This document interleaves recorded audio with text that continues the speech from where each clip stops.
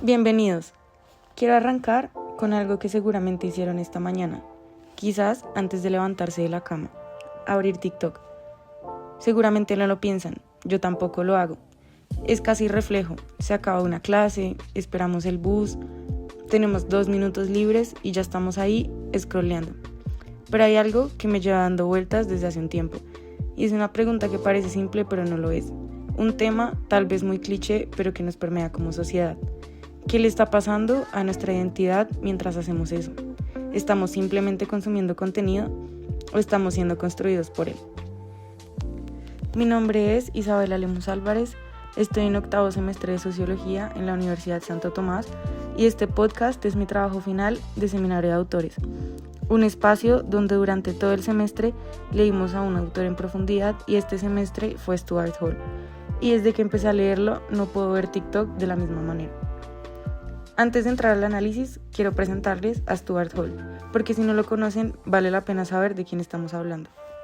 Stuart Hall nació en Jamaica en 1932 y murió en Londres en 2014. Creció en una familia de clase media jamaiquina, con una historia familiar atravesada por el colonialismo británico y por las tensiones raciales de una sociedad caribeña postcolonial. Esto marcó toda su obra. Hall nunca pudo pensar la cultura sin pensar en el poder, la raza y la historia. Se fue a estudiar a Oxford con una beca en los años 50, cuando migrar desde el Caribe a Inglaterra significaba llegar a un país que te consideraba simultáneamente ciudadano del imperio y extraño cultural. Esa experiencia de vivir entre dos mundos, de no pertenecer completamente a ninguno, está en la base de todo lo que Hall escribió sobre la identidad. Fue uno de los fundadores de los estudios culturales como campo académico desde el Centro de Estudios Culturales Contemporáneos de Birmingham. Esto puede sonar muy técnico, pero lo que los estudios culturales proponen es algo bastante sencillo en su premisa, que la cultura no es decorativa ni superficial, que la cultura es el terreno donde se produce y se reproduce el poder, y que los medios de comunicación, la música, la moda, el entretenimiento no son simplemente diversión. Son espacios donde se construyen significados sobre quiénes somos, quiénes son los otros y qué lugar ocupa cada uno en la sociedad. Para mí, leer a Stuart Hall fue empezar a cuestionarme sobre la sociología de la cultura, que también está en el scroll que hacemos en TikTok, en qué se viraliza y qué no, en qué cuerpos aparecen y cuáles se invisibilizan, en qué versiones de Colombia se muestran en redes y cuáles se ocultan.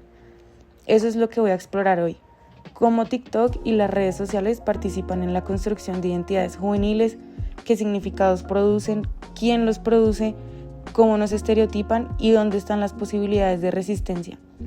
Me voy a apoyar principalmente en 2 textos que leímos en el seminario, La cuestión de la identidad cultural y El espectáculo del otro, ambos de Stuart Hall.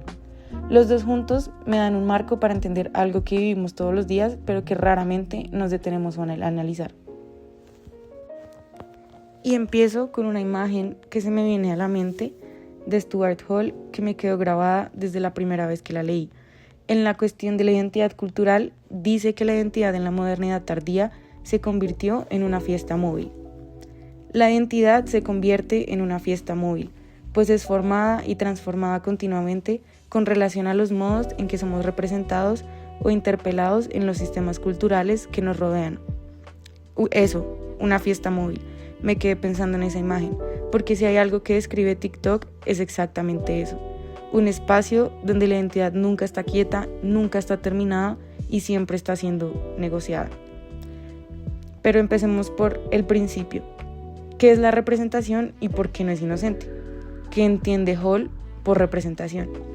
Porque cuando uno empieza a leerlo, se da cuenta de que Hall no está hablando de representación en el sentido político, como tener un representante. Está hablando de algo que va más allá, y es la representación como producción de significados.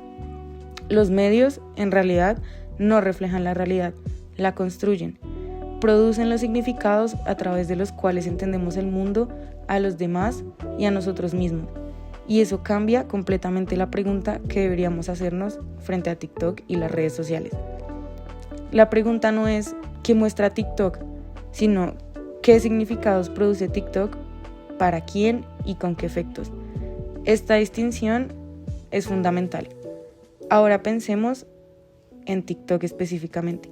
Cuando uno abre la aplicación, que ve cuerpos, muchos cuerpos, rutinas de ejercicios, transformaciones físicas, estándares de belleza, formas de vestir, maneras de hablar. Todo eso produce significados sobre qué cuerpos son deseables, qué estilo de vida son admirables, qué formas de ser son aceptables. Y aquí entra algo que Hall trabaja en el espectáculo del otro. Las oposiciones binarias. Hall explica, siguiendo a Saussure, que el significado siempre se construye en relación con un opuesto. Sabemos que es lo normal porque existe lo anormal. Sabemos que es atractivo porque existe lo que no lo es. El significado depende de la diferencia entre opuestos, dice Hall. Las oposiciones binarias son una manera cruda y reduccionista de establecer significado. En TikTok, estas oposiciones binarias operan todo el tiempo, aunque no las veamos explícitamente. El contenido que se viraliza tiende a mostrar cuerpos delgados versus cuerpos que se burlan, vidas productivas versus vidas desperdiciadas, apariencias cuidadas versus apariencias que se ridiculizan. Y lo problemático no es que existen estas representaciones, sino que se repiten, se normalizan y empiezan a sentirse como verdades naturales. Pensemos en algo muy concreto del contexto colombiano. ¿Cuántas veces hemos visto en redes contenido que ridiculiza ciertos acentos regionales? El acento costeño, el paisa, el pastuso, convertidos en objeto de burla bajo el disfraz del humor. Eso no es simplemente un chiste, es una representación que produce significados sobre qué formas de hablar son legítimas y cuáles son inferiores. Es una oposición binaria funcionando. Y lo más inquietante es lo que Stuart Hall señala sobre el poder en estas oposiciones, porque no son neutrales, siempre hay un polo que domina al otro. No estamos tratando con coexistencia pacífica, sino más bien con una jerarquía violenta. Uno de los dos términos gobierna al otro. Esta es una cita de Stuart Hall en El espectáculo del otro, que define muy bien lo que acabo de decir. Esa jerarquía violenta está operando en TikTok, aunque nadie lo declare explícitamente, aunque todo parezca simplemente entretenimiento. Pero bueno, eso es lo que quiere el algoritmo. Ahora, TikTok tiene una particularidad que lo hace especialmente interesante para este análisis. Y es lo que acabo de decir, el algoritmo. La televisión que Hall estudió transmitía los mismos mensajes a todos, pero TikTok personaliza, aprende qué te genera reacción y te da más de eso. El resultado es que cada persona vive en una especie de burbuja de representaciones que refuerza constantemente los mismos modelos de identidad.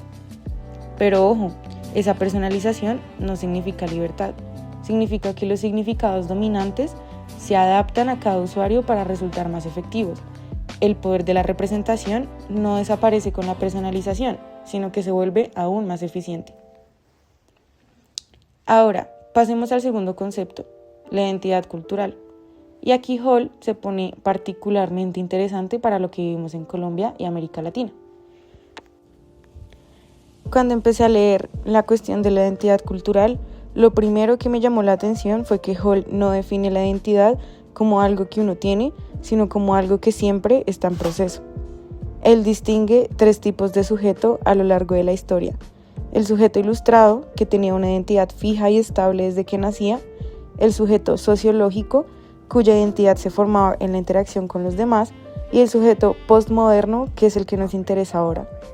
El sujeto postmoderno, dice Hall, es aquel que ya no tiene una identidad fija, esencial o permanente. Y para describirlo usa esa imagen que mencioné al principio, la fiesta móvil. La identidad se forma y se transforma continuamente según cómo somos representados o interpelados en los sistemas culturales que nos rodean. Pero hay algo más que me parece fundamental para entender TikTok y es esto. Si sentimos que tenemos una identidad unificada desde el nacimiento hasta la muerte, es solo porque construimos una historia reconfortante o narrativa del yo sobre nosotros mismos. Y aquí lo dice en la cuestión de la identidad cultural. Una narrativa del yo. Eso me resonó mucho cuando lo leí porque ¿qué es un perfil de TikTok? Sino exactamente eso. Una narrativa construida del yo.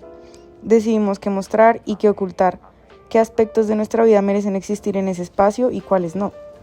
Construimos una versión de nosotros mismos que sea coherente, atractiva, que genere identificación. Pero esa narrativa no se construye en el vacío, se construye entre los discursos culturales que nos rodean, usando los recursos simbólicos que están disponibles. Y aquí está la trampa, porque no todos los recursos simbólicos están igualmente disponibles para todo. Pongamos un ejemplo también colombiano.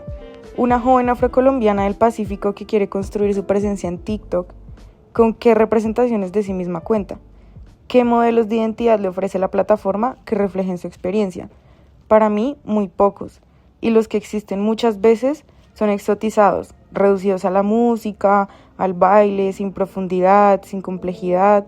Y Hall diría que esto no es un accidente. Es el resultado de quién tiene acceso a los medios de representación y quién no. El poder de definir qué identidades son visibles, cuáles son deseables y cuáles son invisibles o ridículas es un poder muy grande. Pero esto es crucial porque Hall no propone una lectura fatalista. Él habla de la identidad también como un proceso de posicionamiento activo. Las personas no reciben las representaciones de manera pasiva. También las negocian, las transforman y las resisten. Esto es visible en el TikTok latinoamericano, porque hay creadores que toman los formatos virales globales y los llenan de contenido local, que mezclan tendencias con lenguas indígenas, con música tradicional, con realidades de barrios que nunca aparecerían en TikTok hegemónico de los países del norte. Esto también es construcción de identidad, esto también es Stuart Hall. Y él dice, la identidad cultural no es una cuestión de ser, sino de devenir. No pertenece al pasado, sino al futuro. Y con devenir es no el ser. Eso significa que la identidad siempre está abierta, siempre puede ir en otra dirección. Y esa apertura es al mismo tiempo la condición de la dominación cultural y la condición de la resistencia. Ahora vamos a una tercera parte, el estereotipo como arma, que es lo que TikTok reduce y fija. Llegamos al concepto que para mí es uno de los más urgentes de los que Hall trabaja y también un poco doloroso de ver en acción en redes sociales, que es el estereotipo. En el espectáculo del otro, Hall hace algo muy preciso. Distingue entre tipificar y estereotipar. Tipificar es necesario para darle sentido al mundo. Clasificamos las cosas, las organizamos en categorías. Eso es inevitable, lo hacemos todos. El problema viene con el estereotipo, porque según Hall, la estereotipación reduce, esencializa, naturaliza y fija la diferencia. 4 verbos que vale la pena detenerse a analizar uno por uno. El primero es reduce, que es toma la complejidad de una persona o un grupo y la convierte en 1 o 2 rasgos. La mujer latina reducida a su sexualidad, el joven de barrio reducido a la sospecha, el migrante venezolano reducido a la amenaza. Segundo concepto, esencializa. Hace que esos rasgos reducidos parezcan la esencia de esa persona o grupo. No una característica cultural e histórica, sino algo inherente, natural e inevitable. Tercer concepto, naturaliza. Convierte esa esencia en algo que pareciera venir de la naturaleza misma, no de construcciones sociales, y por eso parece que no se puede cambiar. Y el último concepto, fija. Y finalmente fija esa imagen para siempre, sin posibilidad de evolución, de complejidad, de contradicción. Ese proceso es exactamente lo que ocurre en ciertos contenidos virales en redes sociales colombianas y latinoamericanas. Pensemos en cómo se representa el joven pobre urbano, el pelado de barrio, entre comillas. En TikTok y en otras plataformas, ese personaje aparece frecuentemente en contenido de humor que lo reduce a ciertos rasgos. La forma de hablar, la ropa, los gestos, y esa representación se repite, se viraliza y se normaliza. Hall nos dice que el estereotipo no es solo un error cognitivo o un prejuicio individual, es una práctica de poder. Dice, la estereotipación tiende a ocurrir donde existen grandes desigualdades de poder. El poder es usualmente dirigido contra el grupo subordinado o excluido. Y continúa citando a Dyer en el espectáculo del otro. El establecimiento de la normalidad a través de los tipos y estereotipos sociales es un aspecto del hábito de gobernar a grupos, de intentar formar toda la sociedad de acuerdo con su propia visión del mundo. Tan correcta es esta visión del mundo para los grupos dominantes que la hacen aparecer como natural e inevitable. natural e inevitable. Eso es exactamente lo que hace que los estereotipos en redes sean tan difíciles de cuestionar, porque se presentan como humor, como entretenimiento, como algo que simplemente así es. Nadie los está imponiendo explícitamente, pero se están imponiendo. Hay algo más que Hall señala y que me parece especialmente relevante para pensar en el contexto colombiano. El estereotipo no solo afecta a quienes son estereotipados, también afecta a cómo se perciben a sí mismos. Cuando ciertas representaciones de un grupo son las únicas disponibles, cuando son masivas y constantes, terminan incidiendo en la manera en que los propios miembros de ese grupo se ven a sí mismos. Esto tiene consecuencias en la autoestima, aspiraciones y en la manera en que una persona joven construye su identidad. Ahora bien, hasta aquí he hablado sobre todo el poder de los mensajes, pero también Hall tiene algo muy importante que decir sobre la audiencia, y es aquí donde quiero introducir el concepto de codificación y decodificación. En 1980, Hall publicó un ensayo que cambió los estudios de comunicación. La idea central es que los medios codifican mensajes, los producen, los organizan, los cargan de significados preferidos, pero las audiencias no los decodifican de manera automática ni uniforme. Y él dice, no hay ninguna garantía de que el lector decodifique el mensaje del mismo modo en que fue codificado. Hall identifica 3 posiciones de lectura. La lectura dominante hegemónica, donde la persona acepta el significado preferido sin cuestionarlo. La lectura negociada, donde acepta parte del marco, pero lo adapta. Y la lectura oposicional, donde rechaza activamente el significado dominante. En TikTok esto es visible porque tomemos el ejemplo otra vez del contenido de estándares de belleza. El mensaje codificado es, este tipo de cuerpo es el deseable, el exitoso, el que vale la pena mostrar. La lectura dominante sería, la persona lo internaliza, se compara, siente que su cuerpo necesita ser transformado, nunca está conforme con su cuerpo. Y la lectura negociada es, la persona reconoce el estándar, pero lo relativiza, lo mezcla con otras referencias culturales. Y luego hay algo que ha pasado mucho en el TikTok latinoamericano en los últimos años, que es la lectura oposicional. Hay creadores que toman exactamente el formato del glow up, la música, la estética, el ritmo de edición, y lo subvierten. Hacen glow ups donde el cambio no es perder peso, sino aceptar el cuerpo que ya tienen, donde el antes, que se supone debe ser el punto de vergüenza, se convierte en el punto de orgullo. Esto es una lectura oposicional en acción, y Hall nos diría que esto no es un accidente, sino que es parte de cómo funciona la cultura, porque siempre hay tensión entre los mensajes dominantes y las formas en que las personas los reinterpretan desde sus propias experiencias. También en el movimiento feminista digital colombiano, en el activismo afrocolombiano en redes, en los indígenas que usan TikTok para mostrar sus territorios y sus prácticas culturales, todos ellos están produciendo lecturas oposicionales. Están tomando una plataforma diseñada con ciertos significados dominantes y usándola para decir algo completamente diferente y también político. Sin embargo, y esto es importante no perderlo de vista, es que esa resistencia ocurre dentro de la plataforma de una empresa privada, con un algoritmo que decide qué tan lejos llega ese mensaje alternativo. El contenido oposicional existe, pero no siempre tiene la misma distribución que el contenido hegemónico, o por algo siempre nos sale el mismo algoritmo y por algo siempre vemos también cada mismo tipo de comentario en todos estos videos. Como dice Hall, la lucha sobre el significado nunca termina, y eso aplica perfectamente a las redes sociales.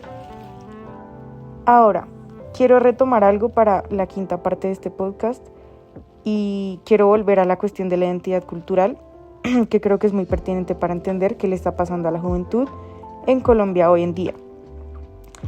Hall habla de una crisis de identidad que caracteriza la modernidad tardía.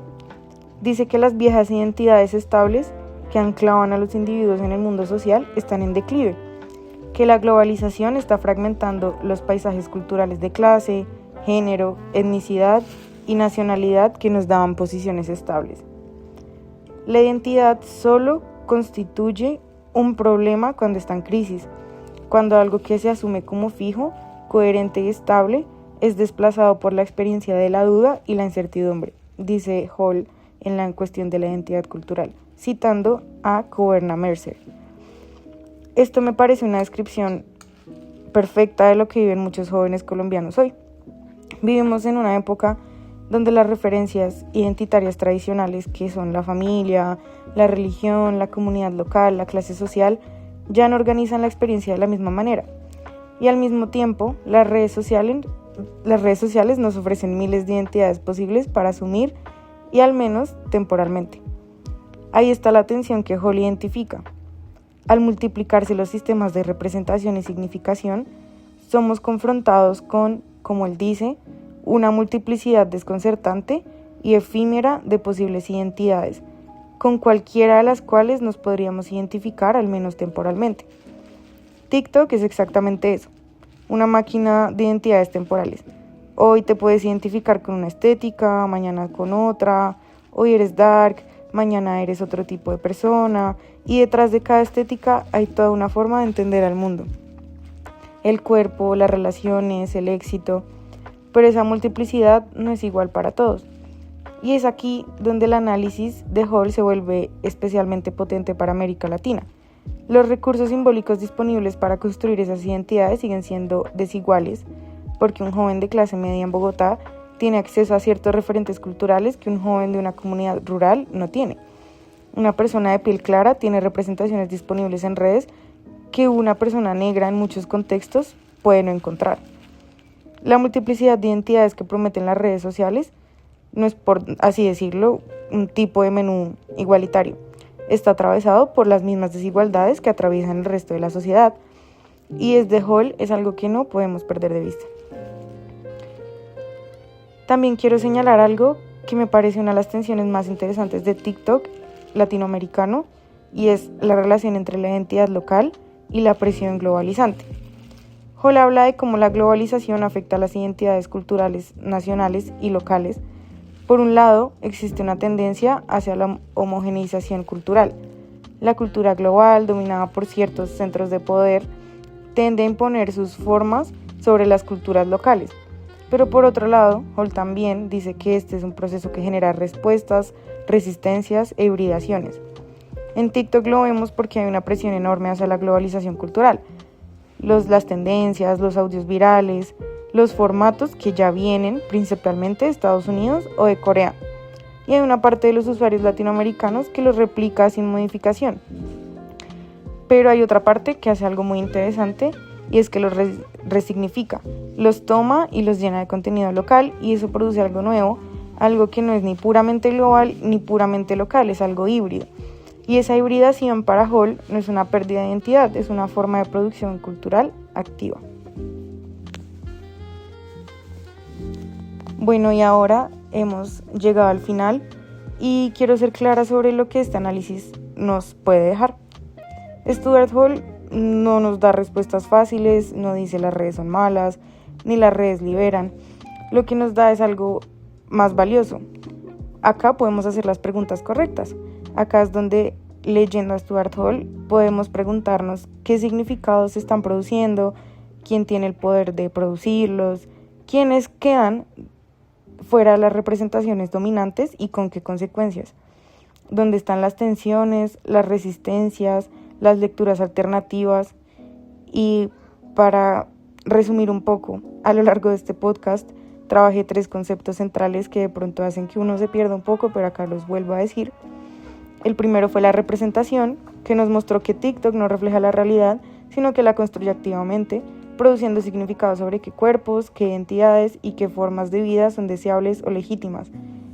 El segundo concepto, la identidad cultural, que nos recordó que somos sujetos postmodernos con identidades fragmentadas y en permanente proceso, que negociamos constantemente en espacios como TikTok con recursos simbólicos que no están igualmente disponibles para todos.